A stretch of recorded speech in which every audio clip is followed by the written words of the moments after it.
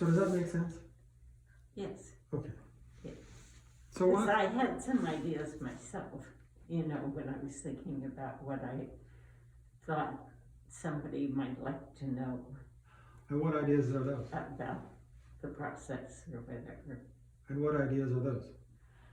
Well, I see that people, including myself, when you're younger, you sort of avoid the inevitable, that this is a part of life and you're going to have to deal with it.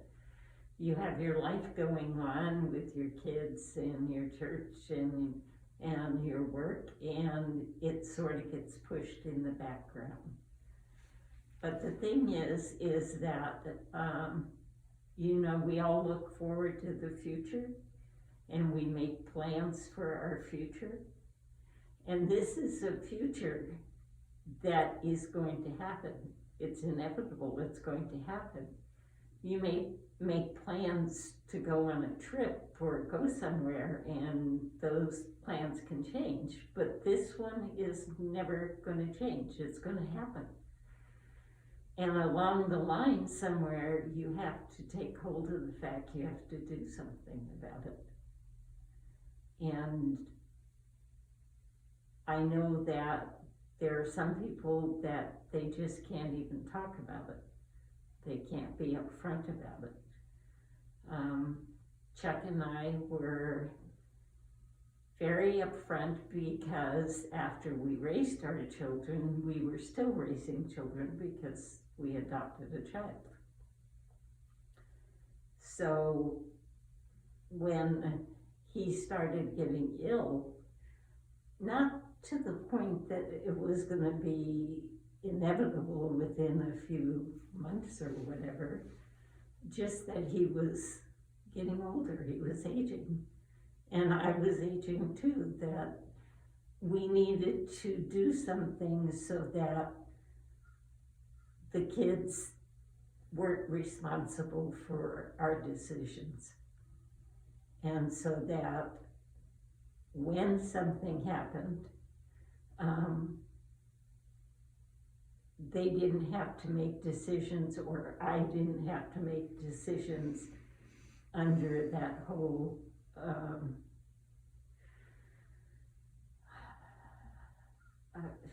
Stress and crisis and trauma yes, all of that, and yeah. all that. So about 9 years before Chuck did pass, we did go and make a decision to figure out what we were going to do, what we wanted. We did not make a decision as to where we were going to be placed, just what we wanted as far as a mass and funeral. a funeral. And how did that feel once you together made that decision when Chuck was still around and you were together with him? Well, that was, it was a relief, and it was nice to be able to talk about it together. It wasn't one of us making the decision for the other because the other was gone. It was nice to have the input. It was nice to have the agreement that we felt this way, and we both agreed on what we wanted to have done. Sure, it was nice doing it together. I mean, you Right. were a couple, and so to have done that separately without him there would have been crushing in its own way, as you're already dealing with the loss. Right, and you're wondering, is this what he would have wanted? Is this where he wants to be? Is this what he wants to do? And I didn't have that. And that was a real good decision for me, because when it did happen, I wasn't even home. We were at our daughter's in another place, and I didn't have to figure out, okay, how do I get home? How do I take care of this? It was done. We made a phone call and it was done. And did you feel like, death being something totally out of your control, at least this part of it, you were able to control.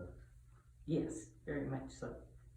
So then Chuck passed away, and you had your ceremony, and as I recall, Chuck was cremated. Yes. And because you hadn't made the arrangements on any burial or any final resting place, when I met you, you had Chuck's urn in your house, and you were sort of in limbo about making next steps after that. And how was that for you? Why was that limbo taking place, do you think? Well, one of the things is Chuck was military. So being military, he could have been buried in the National Cemetery. He was military during the Vietnam War, and so that was part of what they offered. But the thing was that wasn't near me. It wasn't, it did not have the feeling of a resting place that I wanted for him and eventually for me. I knew how important the military was for him, so we had already asked a priest whether that was considered holy ground based on our beliefs. And it was. And it was, and he said it was okay. But it was going to be uneasy for me to go there and visit or spend time. And as I get older and I maybe can't drive or whatever, it was going to become more difficult. And I just didn't feel that that's where I belonged or we belonged. Right. So I met you and we became friends and we started talking about it. And I started to make my decision as to what I really wanted as a place for us. Where did we want to be? Where I was going to feel that we were in a holy place and in a serene place for us. And Queen of Heaven came to mind. Yes. And I remember you saying, who's going to come visit me, and why would I want to do that? And I've got this place we can have over in Dixon. And what I saw was you were very integrated into your community here. May not have seemed so to you, and because it's so, you're connected to it. But to me, you were very integrated in your church at St. Stephen's and Christ the King. And a lot of people knew you. Well, a number of people knew you.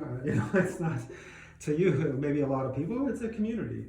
And you've been here and you've made friends, and some of them have died and so they're gone. But other people have come in and so to me it made sense for you to really think about Queen of Heaven being so close. And then of course, then as I got to know you too, it'd be nice to see what happened and see you here one day. And so you got to talking to one of our family service advisors at the time, Maureen, and it took quite a long time, as I recall, to finally make the plunge. What financial issue was something that you've had to deal with too? And describe some of that process and how was it, and once you finally made the decision and Chuck made it here as well. As things were going and I was trying to make a decision on what I wanted to do, we entered into this horrible period of COVID in 2020, and I realized that death could be more imminent than I thought it could be for me. That, no longer did I see it as really in the future. If I caught COVID, I could be gone tomorrow. And I had, yeah, sound effects. And there were things just going on in this world today, the fires, the things that could affect your life immediately as to where you were and what you had to do, you know. If there was a fire, would I remember to grab the urn and leave? Sure. Would I, there were just things that said I needed to place him safely, where I could take care of my life, and I knew that he was safe, and if something happened, I would be joining him. But the state of the world puts more of an emergency on this decision as to where you want to be and what you want to do. So you really want to solidify your plans, know where this journey is going to sort of end, at least one part of the journey, and as you transfer to the next. Right, and now I have no qualms that my children don't have to make any decisions, they don't have to make any plans, they just know to follow you. But it really, that was a relief for me, that there would be no burden on them when the time came. And then, so we had a ceremony for Chuck, Yes. where we placed Beautiful. him. You picked out a place for him, a beautiful niche in our Holy Family fountain garden. It's one of our most popular and one of our most serene areas. It's one of my favorites too. In fact, I might move in next to you guys at some point. And having that final burial ceremony, I think, as I recall, it was cathartic for you. It brought some closure, right? Yes, very much so. I am totally at peace with where he is and where I'm going, and with the serenity of the spot, and I don't have to worry about it anymore. It's done. It's taken care of. I can go on with my life. I can travel. I can do whatever. But I know. And you are going to be traveling, right? I hope so someday. That financial part of things. Yeah. Well, once COVID is out of the skies, right? Right. And then, of course, you know where you're going to be. I noticed you had put your own name on the niche there and had that engraved, so you know exactly where you're going to be. Just how does it all feel in the end? And having that one less thing to worry about. Of course, it doesn't eliminate all worries in our lives, but it removes something.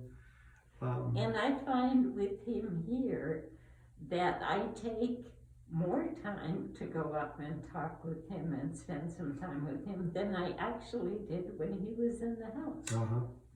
Because in the house, I'm busy. Yeah. And you just assume he's there all the time while right.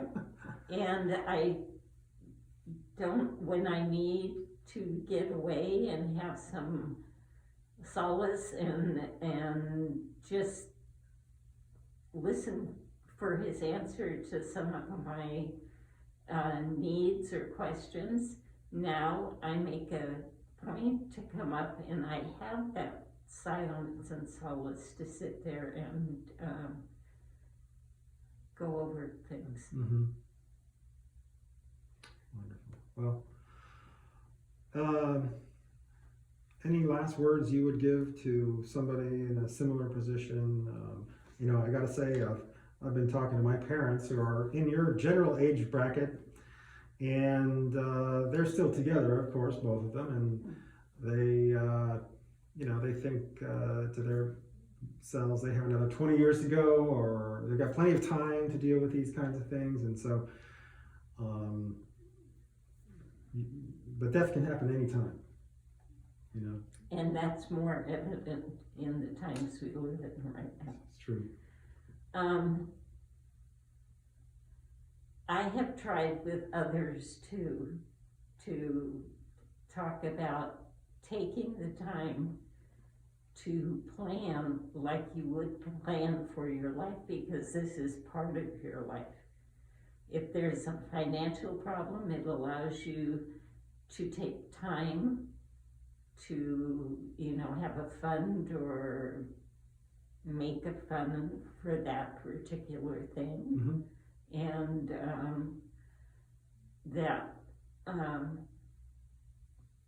it's just, you don't know when there's a couple, you don't know which one of you is gonna go. Sure. Or if you're both gonna go in a car accident or something. Sure. So it's important to do those things while you're still able to communicate. And I feel like it was 9 years, like I told you, that we made this decision we were gonna do something and start the process. And I feel like then we could look at it like a part of our life, like a trip or something, where you put away money for this trip that's gonna happen in 5 or 6 years. You're putting away money so you know that you're going to have something, because this future is going to happen. Yeah. And just a matter of how and who pays for it. How and who pays for you in that. And it was very sudden for me, so I really look at you do not know the time nor the hour. And I would suggest that anybody in their 60s or over should have their plan. Well, wonderful, Joanne. I appreciate you taking the time today to come to Queen of Heaven and answer these questions and help those listening to try to help them make some decision on their own. I wish you many, many, many, many years of life, and hope your journey doesn't end anytime soon, but it's consoling to know that you know what's going to take place at the end, and I'm happy that I was able to participate in your decision process. And I would tell any couple, once you've done that, there's actually even a closeness that you've done this together and you made a decision, and now you can leave it be and go on with your daily life. That it can even bring you closer than you already are. Wow. Beautiful. Wonderful. All right. Thank you for asking me. Oh, you're welcome, and Happy New Year. Happy New Year. Better one, I hope. Indeed. Indeed.